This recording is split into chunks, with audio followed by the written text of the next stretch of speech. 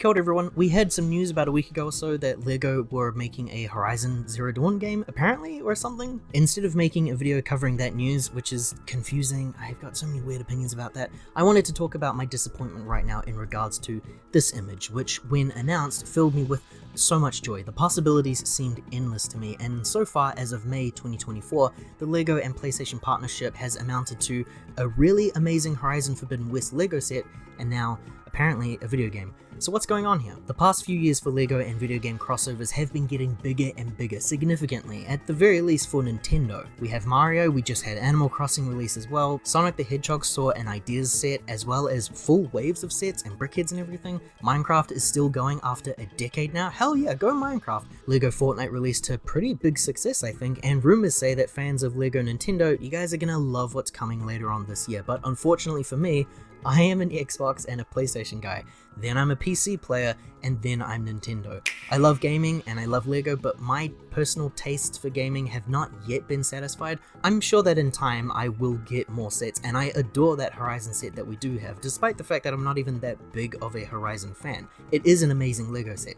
Today, I thought I would just do some wishful thinking and talk about what PlayStation sets do I want to see in the future if a LEGO PlayStation partnership is to continue, similar to how we've seen some really great LEGO Nintendo sets. I did a similar thing some years ago for LEGO Lord of the Rings Fellowship of the Ring base sets, and hey, since that video we've actually had quite a few LEGO Lord of the Rings sets announced, so you never know. Taking a look at some of the recent themes like the Avatar line, Sonic, Animal Crossing, and Indiana Jones, I think LEGO would at the very least consider 4 sets to launch with, maybe kind of matching the style of Sonic and Animal Crossing, and then it's likely that we might see 2 more sets later on down the track. Indiana Jones technically would have seen 4 sets released, 3 of them being traditional playset-like builds and 1 of them being an adult diorama display. Avatar saw many releases, Movie 1 had I think 4 sets, Movie 2 had 5 playsets, Sonic has had quite a few releases, we had more sets released later on, we've got even more sets coming in the future, and Animal Crossing also launched this year with 5 sets in total, and 2 more are on the way, so I think all of this kind of checks out. Also, this whole video is going to be wishful thinking anyway because I don't think Sony, PlayStation care about any of these properties anymore. If this was made a decade ago, then, oh man, money in the bank. So the smallest set idea that I think would be pretty realistic would be a small pod from the LittleBigPlanet series. It does amaze me that a series so intrinsically connected to create and share hasn't been adapted by the LEGO group yet. I look at sets like the amazing Star Wars Planets line from years ago, or even the LEGO video beatboxes. Do you guys remember those? If this was a good one and done base set, then it takes the place of the smallest Animal Crossing set. 170 pieces, a little hub space for Sackboy, but if they wanted to go all out, and I would prefer that they did this method, I would like to see the planets line come back here. Each planet would contain a small micro build of something from the world of LittleBigPlanet, and then every Sackboy minifigure would have a different torso and leg details of other icons and mascots from PlayStation. Sackboy would make a great figure in my eyes, and reusing those molds would make sense as well because I would want to have multiple different Sackboys dressed up as multiple favorite characters. As for the next bigger sets, I would like to think that LEGO would scale things pretty nicely and give us 2 sets of similar-ish proportions before getting into like the larger ones. My next one would be the Cooper van. I have been playing through that series on my PS3 recently, and aesthetically speaking, I think Sly Cooper just really seems to fit in with the world of LEGO so well. I would expect the van to be using a similar design to like the Ninja Turtles movie van or the Mystery Machine or something, just something kind of in that style. Minifigures included would have to be Sly, of course. We'd have Bentley, we'd have Murray, and if they could squeeze in another figure, Carmelita would be nice as well. Like I hope they would, but realistically, I think the 3 leads is what we would likely get here. Carmelita would probably just have to be skipped over. I'd love to see how they would make the molded appearances of these guys because I just think that they would make such great minifigures. The next set I think is personally the most important one for me. It would be a Ratchet Clank set. The easiest idea I have is to base it on one of the ships that you use to travel in between destinations. This one I think is a lot more likely than Sly Cooper just because Ratchet & Clank is still being produced in games. Like currently Ratchet & Clank and God of War are, I'm pretty sure, the only IP from PlayStation that's older than a decade that is still getting games on the new systems. The easy solution is to base this set on Ratchet's homemade ship. The ship does look nice, but the redesign from the 2016 reboot is my personal favorite. I think that ship just looks so cool. It really reminds me of the best Lightyear set that released a few years ago. And similar to Sly Cooper and his gang, I just want to hold a Ratchet and Clank minifigure in my hands. I would adore those minifigures, and as for extras included, obviously I want to see a Ratchet and I want to see a Clank. I would also need to see a backpack piece included here for Ratchet. Ideally they throw in some more figures. The Lightyear set did have 3 figures in total. It's not too many, but A Quark or a Nefarious would be killer here as well. I also wouldn't be too surprised if the design was changed to be based on Rift Apart since it was the most recent game. It would also be cool to see Rivet and Kit included as minifigures. I wouldn't be bothered by that either. Rivet would look like an amazing minifigure. And Kit could probably reuse some parts from Clank just reskinned.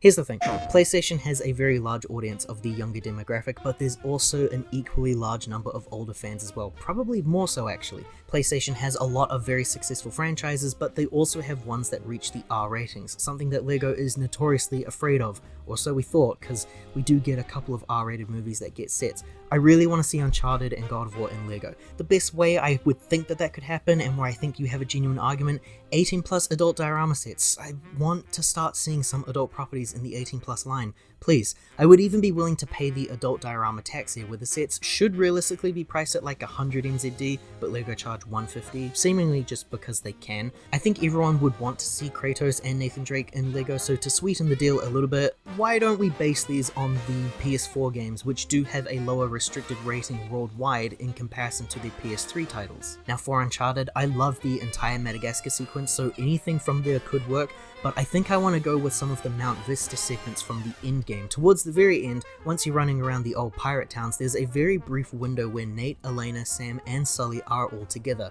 I would like to see this sequence battling the truck boss depicted in LEGO. I think it's not that interesting, but it does give us all 4 of the minifigures. Unless LEGO want to be really cool and actually just give us maybe the Jeep climbing the landscape or Nate scaling the tower from Madagascar and just throw Elena in there for fun. In fact, if they do that, you could still do the truck build and have it based on the bike chase sequence instead, and now Sully and Elena can just be here on the side for support or something. I don't think many people would be too bothered by that. Now as for God of War, it's easy, it's so simple. It's meeting the World Serpent, obviously. It's just such a great poster moment for the franchise. Kratos and Atreus being included as minifigures, we get a boat and a small river build, as well as the World Serpent. LEGO have just been killing it recently with snake-like dragon builds over the past few years. This would be a really good one as well. For extra measure, I would really like them to include Mimir's head just to sit on the boat with them. Figures like Freya, Brock, Sindri would also be amazing, but budget-wise, I think I might have blown it already by asking for multiple Ratchet Clank and Uncharted minifigures, and I think that they're a bit more important than those guys. Finally, ending on another big one of sorts,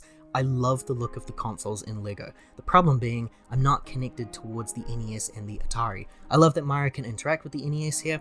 I love that the Atari has some really cool displays. You know where I'm going with this. I obviously want to see some buildable PlayStations, but how to choose which one and what scale and at what price? Comparing the prices and builds here, the NES is 430 NZD, it contains 2,646 pieces, and it includes a build for a TV. We'll keep that in mind there. The Atari is 400 NZD with 2,532 pieces, so there's less parts there. It's slightly less in its price, but it does include a bunch of really cool diorama-like displays for the system. Size-wise, they're actually pretty big. They're bigger than I thought. They kind of match the scale to the real-life model pretty well, which would be cool to see with the PlayStations, but I think there'd just be too many arguments with people on what one console should be picked. Realistically, I think they'd probably go with the PS1 or the PS2.